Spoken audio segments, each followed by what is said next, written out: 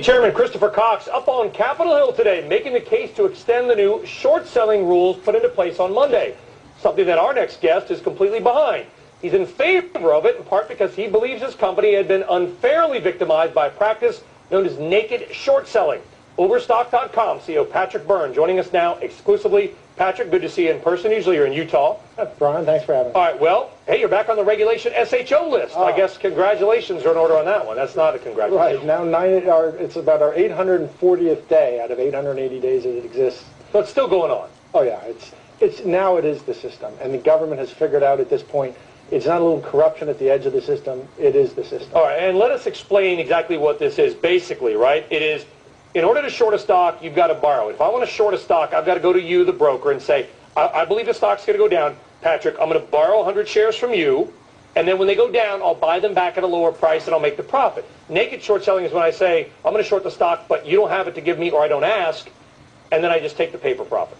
Which a reasonable person would say, well, if you're selling something and you don't own it, and you don't borrow it, and you don't deliver, what are you selling in return for that money you're taking? And the answer is nothing. Nothing. And you can't do that when you bet a stock's going to go higher. There's no way to do that on the long end. Of course, you can't buy stuff and you have to deliver the money when you buy. So they're phantom shares. There's now, the government has admitted there's over $1 billion. I think there's probably close to $10 billion circulating the system. Nobody even can keep track of them anymore. For 3 years, as you know, people were saying, I was kind of nuts trying to say, this is the system, it's going to crack the system. The government on Monday drew a fence around 17 banks and said, this thing that we've been saying hasn't been going on, it's gotten to be such a big problem, we have to protect these 17 banks. Ironically enough, at least 9 of them have been involved in doing it to everybody else, but that's a different story. All right, have you noticed any change in the shorting activity on your stock since these rules were first put into place? Any change at all?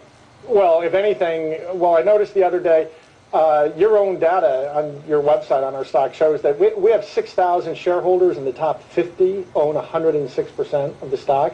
Which is impossible. One would think. Yeah. And that fact notwithstanding, on Friday, 20% of our stock traded in a stock where insiders, there's just not that stock there. At this point, it's all make-believe. And I try to divorce it from our stock. I've been trying to say this is But that's tough. It's tough for your employees, tough for your shareholders to say this is what's going on, because what they just want is for the business to be sort of left alone to live or die on its own merits. Of course. You can't go, of course. It's that simple. You can't go out there and sell somebody else's stock. Can I use a different company than mine to walk you through a quick example to show you? Go ahead. Don't have a lot of time, but go ahead. I'll be real quick. There's a company called Force Protection. They make V-shaped vehicles that our soldiers use in Iraq. A short seller's favorite. Short seller's favorite.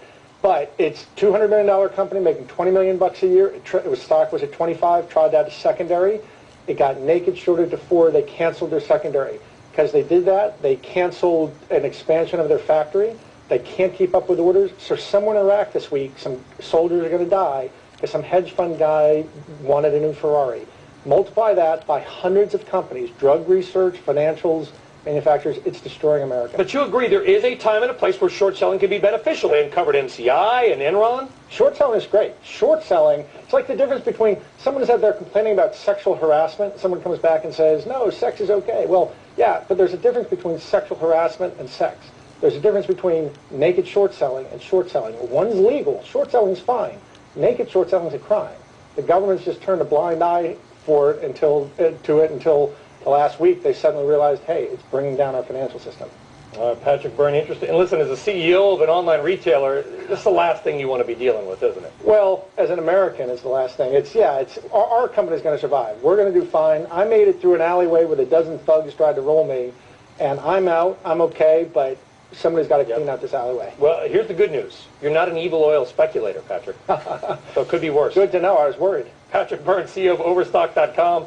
Him and I, we're not oil speculators, so we can narrow down 2. So there's 2 of us that at least are not on that list.